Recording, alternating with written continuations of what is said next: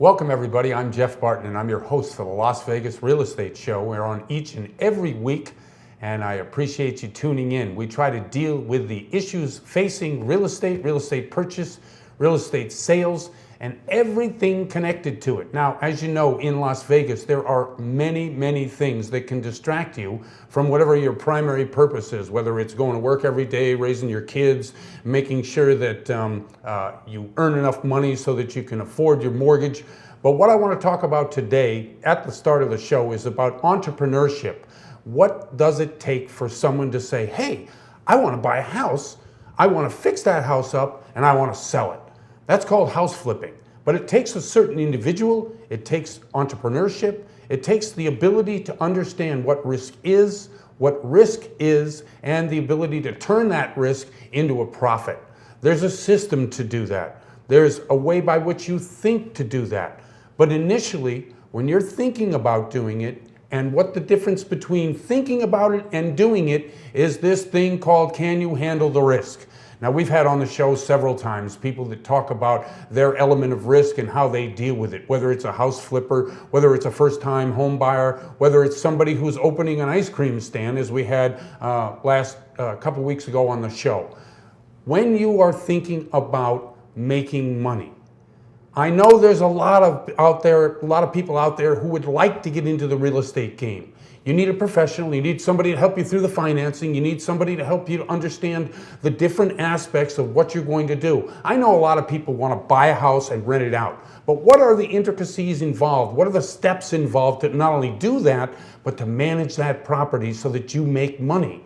There are tremendous books out there, courses out there, but understanding the type of person. So today we're going to have on the show Chris McLemore, who is exactly that type of person. As you know what, we have a lot of those type of people on the show because I think when you're talking about making something out of nothing, that takes an individual who can take a risk, whether it's their time risk, their money risk, whether it's a long-term debt risk, those type of situations that we all find ourselves having opportunities to do, whether it's flipping a house, buying a house and holding a house to rent, or whether it's to buy a house, pay a mortgage for 25 years, and then using that equity in your house to go out and get another home in terms of either flipping or renting it out. There's a lot of good things out there in the real estate market for you. Understanding the risk behind it is really what we try to do, and I hope we do it successfully.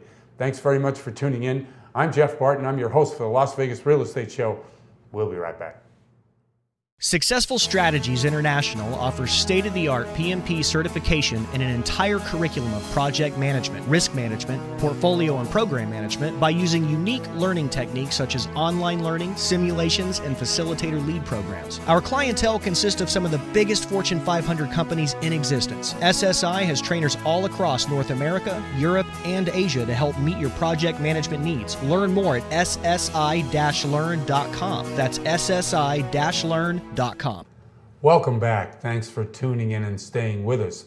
Each week we bring to you an update of what's happening in the real estate market currently, and we go to Rebecca Fitzgerald. Rebecca? All right, well, thanks, Jeff. Well, this summer is proving to be one of the hottest, not only in terms of the weather, but our market has gone through the roof with these prices and with growth. This is a really exciting time to be in Vegas to watch all of this happening. And as I've mentioned in the past, I really don't think this is the same day and age as it was 10 years ago. A lot of people in California want their money out of California because their prices are just even more crazier than they are here, which is really contributing to our growth. New home builders can't even keep up. In the month of April, new home builders sold 863 houses. Right now, there's about around 3,000 houses that are listed for sale, which is a 6-week supply. In normal market conditions is a 6-month supply. So 863 of the new homes, which is 30% of our market, which has sparked builders to start buying even in more. Builders have bought recently around North Las Vegas and south of the M about 700 acres, which is almost double from this time a year ago. And builders are going to be expected to continue to start buying projects. There's some new projects they're talking about that are being built in Summerlin and in Sky Canyon, and they're building the new master plan communities. And downtown is also have a lot of apartments and growth that is being developed there. Millennials tend to gravitate towards the center of town. And other happenings in Vegas include the recent sale of the Hard Rock, which is expected for them to put $500 million in to renovate the Hard Rock, which follows with the Palms, but they're under their renovation, their $400 million renovation. But when it comes to the real estate market, in alliance with all this, and we sold the average price of a home was $280,000 in the month of April, and the month of May was $290,000. And at the beginning of the year, in 2018, the average home was predicted to be $265,000. So we have far exceeded that, which is going to continue to happen throughout the end of the year. In May, there were 4,000 homes sold with an average of only 12 days on the market. Buyers are outbidding other buyers. The sellers do have the advantage, but buyers need to understand right now that waiting around for the perfect time to buy is going to cost you more and more money, $3,000 to $4,000 every single month, 10% month after month. So it's a great time to buy. Don't sit around. That's pretty much what I have. Back to you, Jeff. Thanks, Rebecca. Really appreciate that update. And we'll be right back. I'm Jeff Barton. I'm your host for the Las Vegas Real Estate Show. Want to know how to create more business and save money? Simple. The answer is video. Video shares are the fastest growing form of word-of-mouth advertising, and according to InternetRetailer.com, visitors who viewed a business video were 85% more likely to buy after watching it. People today are on the go. They don't have time to read text, but they have 1 minute to watch video. At HD Video King, we not only create quality video that's right for you, we coach you on how to get the most from it. Call today. Our award-winning staff are ready to assist.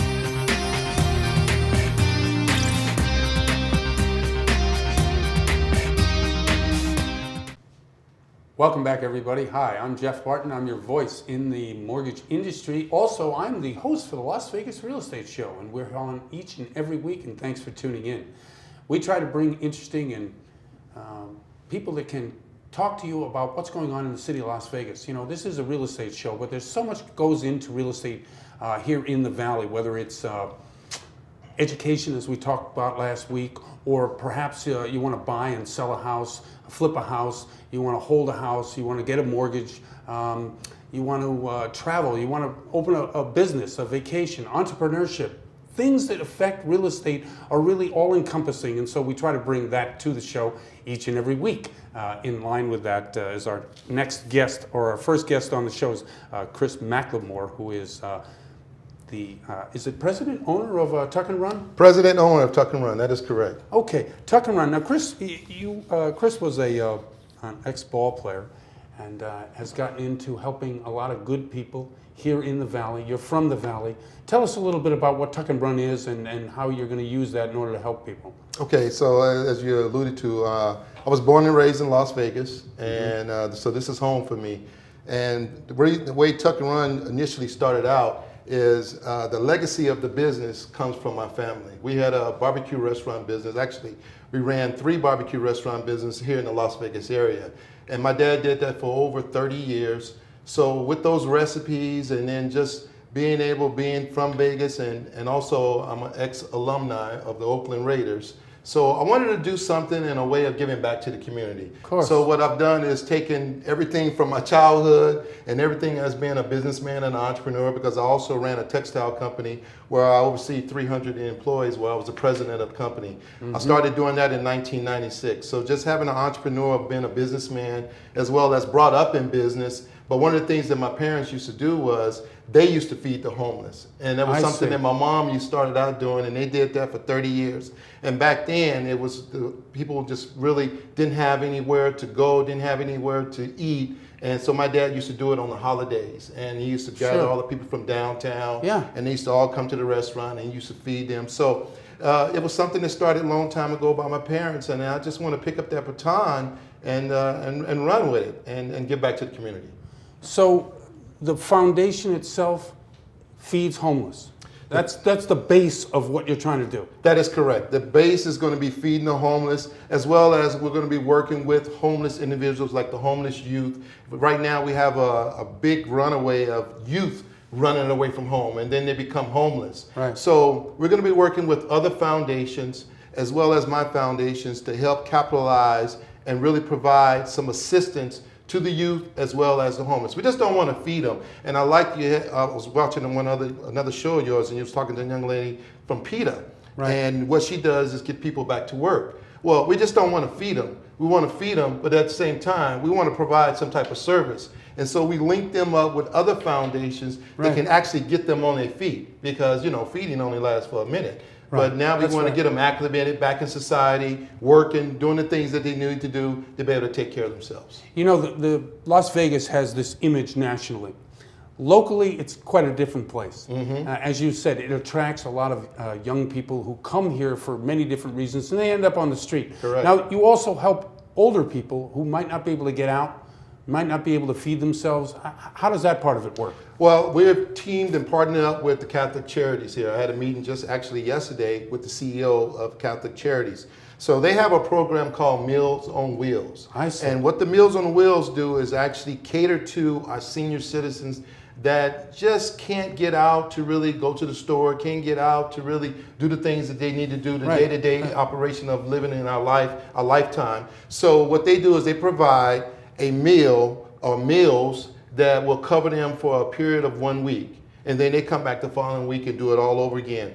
They feed close to 3,000 meals, families, or I should say senior citizens, a week. But they also have a waiting list of another 1,000 just waiting to get on the list so they can actually, you know, utilize that service. So I'm going, Tuck and Run is going to be part of, I wouldn't say the solution, but we're going to help in providing that meal for those senior citizens. And to me, that's awesome. That's a blessing. Describe to me the product, the food, because everybody likes to eat. So, I mean, tell me what the food is and how enticing and good it is. Well, the food, like I said earlier, it comes from a tradition of something that my parents started. It was barbecue ribs. So it was a barbecue business. So it's going to be a packaged, USDA approved product. Okay. So the items consist of barbecue ribs, barbecue chicken, brisket. We're going to also have hot links, a New York steak. All those items are going to be able to be packaged up, and sliced beef.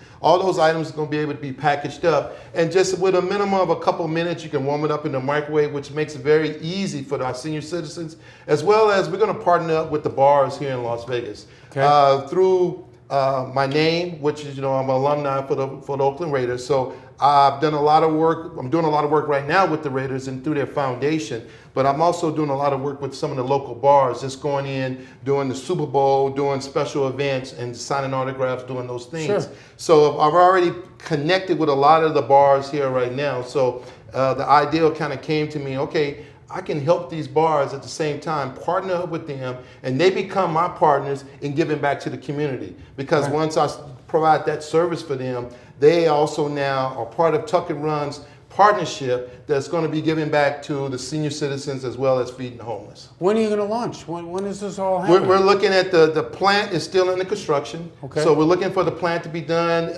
They're telling me just yesterday, told me in the next 45 days. Plant should be up and running and ready to go. And being that I come from an environment of running plants, running a textile company, so it all fits. I know how to run a plant because I've done it since 1996, and then the food industry, I was brought up and raised in that industry. So everything that I'm involved in is just like God planned it, and I am actually walking it out right now. Excellent. Playing days to business days. What's the correlation between the two? Well, playing days, I played several years in the NFL and a couple years for the Raiders, and then I was also in Seattle till I actually got injured in the off season playing racquetball. So don't never play racquetball. when you're making money, don't play racquetball. So I was playing racquetball, injured my knee, and that really kind of hindered me in moving forward in that career. But then once I got done, I really actually I opened up a restaurant and got into the business. But then I really wanted to take my degree. I have a communications degree. So I really wanted to take my degree and really see what it was all about. And that's how I eventually got into the textile business. And then I started running plants and I started negotiating contracts. And I was outside sales, negotiating contracts for a while. So it allowed me to be able to hook up with a lot of the major resorts here. So I have those connections, as well as they know me, I know them. So it's a perfect fit. And being from Vegas, I know Vegas. We just had this tremendous experience with the Golden Knights hockey team. What do you think the experience is going to be when the Raiders get to town? Oh, wow. I agree. think that experience is going, I mean, you know, the Raiders just now, they have a new coach in Gruden, you know, and just about 2 weeks ago, their general manager, which is Reggie McKenzie, Right. well, Reggie and I were roommates when I played for the Raiders. He's a good friend of mine. So he was down a couple weeks ago, and we went out and had dinner and did some things. And he's just excited about what's going to take place this year. I truly believe they have the team that can go all the way this year. Now, they go ahead and bring Oakland a championship, and they're going to come to Vegas. And man, this thing is going to explode. Stadium, I'm working with the union that's actually building the stadium. They're actually working with me in my foundation. And some of the things they're going to be doing is doing some fundraisers and so forth and so on. So it's just going to explode. I mean, really here in Vegas. And we've been waiting for a professional team. And you see know. what the hockey did. It's unbelievable. I mean, that's unbelievable. The whole town's wearing the gear. That's exactly right. So, I mean, they're just waiting for the Raiders to get here too. They're going to have that same impact and probably even greater. Well, you know what? I think that the real estate market, the real estate show, right? The things that you're doing, obviously lived here your whole life. How this brings in not only the excitement to the local community, but to have the nation see that Vegas is much more than just a tourist destination. It's really a city, a town. It's very cohesive, and there's a lot of spirit here. I think it's great for the city. I think it's awesome for the city because that's one of the things that they've been trying to do for years. You know, for so many years, Vegas had looked like that destination of, hey, I'm just going to go there for a couple days or a week and then I'll leave. But the whole theme has changed. I can remember when I was in college and I used to see guys and they say, well, hey, where you from? I say, I'm from Vegas. They say, people don't live in Vegas. I was like, of course people live in Vegas. And that was always the perception back then. But that perception has changed. People actually live in Vegas. They have a home here. Real estate is starting to sky up. You know, I didn't mention it, but I used to run a mortgage company. So I understand the market. And I'm talking to so many different people that's actually right now trying to buy a home because they know what's going to happen once they buy that home. And with the Raiders and with the professional girls basketball team here and just with the hockey team, everything is exploding. Chris, thanks very much for coming on the show. I really appreciate it. I'd like to have you back. Hey, anytime, Jeff. Thanks very much. And that's Chris McLemore from Tuck and Run. And I'm Jeff Barton, your host for the Las Vegas Real Estate Show. We'll be right back. Ruthless Cowboys, keeping the American dream alive and creating jobs one t-shirt at a time. From fabric to design, Ruthless Cowboys makes 100% American-made apparel that hardworking Americans are proud to wear. At RuthlessCowboys.com, you can shop for shirts and accessories for the cowboy or cowgirl in your life. Head to RuthlessCowboys.com, check us out on Facebook and Instagram by searching Ruthless Cowboys. Ruthless Cowboys, we're all about family, country, and keeping it all American. RuthlessCowboys.com. Welcome back, everybody. I'm Jeff Barton. I'm your host for the Las Vegas Real Estate Show, and thanks for tuning in and thanks for staying with the show. We try to bring great experts to the show that help you. Look, there's a lot of things going on in the Valley in real estate. The prices are going up, and anybody who's looking for a house right now really knows that. And if you want to buy the cheapest house in the best neighborhood, which is always the advice, this is the show to watch because you have to be able to afford it. You have to be able to pick out what's best. And some of the experts we bring on the show can help you do that. With us again is our panel. Hi, panel. Hey, how you doing, Jeff? Hi, everybody. Reed Blake from Business Capital Experts. Nice to see you. Charles Giscombe, the qualified employee for Malibu Funding, Inc. Hi, Chuck. How you doing, and Big Tex, Terrell Robinson from WealthWave. Yes, indeedy. Thank you very much. Hey, just give us a brief description. What is WealthWave? What do you guys do? WealthWave. We are a full financial firm in regards to we sit down with clients, we do a snapshot, see what's coming in, what's going out, so we can help them purchase a home, help them put money away for emergency fund, prepare for children's college fund, life insurance, retirement, future investments, long-term and short-term too as well. Excellent. Chuck, give us a little intro on yourself. I know that you've been with us a number of times, all of you on the panel, but just to refresh people's memories. Been doing mortgages forever. I am a qualified employee and branch manager at Malibu Funding here in Las Vegas. Involved in every aspect of mortgages, any kind of mortgage. We, at Malibu Funding here, we do all types: residential, commercial, mixed use, non-QM, all types of products. And I like to say that we're experts in it all, Jeff. Thank you very much. And you too, Reed. Give us a little. Well, unlike my two other panelists, we don't actually do personal mortgages. Right. We're strictly in the business space. And we have sort of two areas. We sort of have a high degree of expertise in unsecured cash business lines of credit and unsecured cash loans. Okay. We also do traditional, asset-backed investment stuff. Condo complexes, apartment complexes, single-family residences. We also do restaurants, trucking companies. We did a yoga studio down in Nice. Hermosa Beach, California. I never knew there was so much to know about yoga. You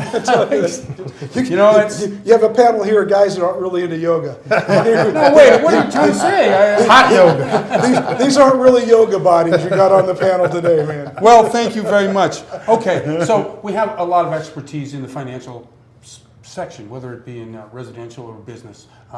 What happens to that paper when the loan is made, whether it's in either case? What happens? Because what we've got here, according to Fannie Mae and Freddie Mac and Ginnie Mae, is the secondary market. What happens in securitization? How do we replenish the money in all these markets? So the natural question is, when we do that to replenish the mortgage market, what actually makes a loan a sellable asset so that mortgage-backed securities can exist and we can replenish the market in terms of lending money? You want on Yeah, the business anybody. side? Yeah, on the business side, yeah, sure. Because the personal side, that's where there's obviously a huge secondary market. They have to have that has to be really in play because of liquidity issues. Absolutely. On the lines of credit, on the unsecured cash lines of credit, generally speaking, the institutions they're fronting that themselves. So it's their capital reserves that they're tapping, that they're then extending to you on a line of credit basis, and you're just drawing down. Again, keeping the math simple, $10,000 example, you draw down 5, they're technically exposed to 5,000, and you're making your payments back every single month. To the person who lent you the money. Or the institution. In this case, most of what we do on the unsecured lines of credit that's institutional funding. Right. So it's their. Who are the institutions you deal with? Well, everybody, every major institution that you've heard of, and thousands that you haven't heard of. Okay. In this region, so it could be anybody from a Bank of America or Wells Fargo to little tiny organizations with whom we do a tremendous amount of business in the Midwest and the East Coast. We do a lot of stuff that's geographic. So right. We've got somebody in Georgia. We're working with different organizations and institutions and different underwriting issues that are geographically are issues in those markets. Which are guideline based. I understand exactly in those particular areas, obviously the different guidelines. Same thing with the loans. Obviously secondary market for what we do in regards to the mortgages, mortgage-backed securities, and they're wrapping those loans up and they're selling them off. It's a great market for them, Jeff. We just hope that with what we're dealing with right now in regards to the market, we just need more and more. We need more properties. We need more loans. We need them to keep recycling that money, so that we can have some money to give, and also, we need these guys so they can build more houses, build more condos. We need to put that back into the to the field so we can actually have more loans. It's just not enough. It's not landing enough in order for we're shortening up on our supply for sure. Right. One of the things that I look at on a financial aspect when a client sits down with me, I have a couple of clients that are going through that process of business line of credit.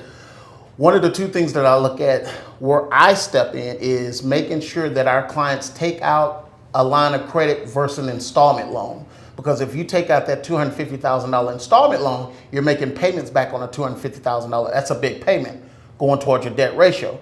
But if you get a $250,000 line of credit but only use $20,000, now you're only making payments on the $20,000. So that's where I step in to look at and just kind of making sure to be able to gauge where, debt to ratio, income, and then it also allows them to be able to go out and still qualify for that mortgage, even though they have a line of credit and they only use $20,000 versus taking out an installment loan for $250,000. Now there's a great separation. Go on. Just a quick comment on that. Also depends upon how that's structured. So the majority of your unsecured cash-based business lines of credit, depending on with what Big Tex does, they're looking at the whole complete financial picture.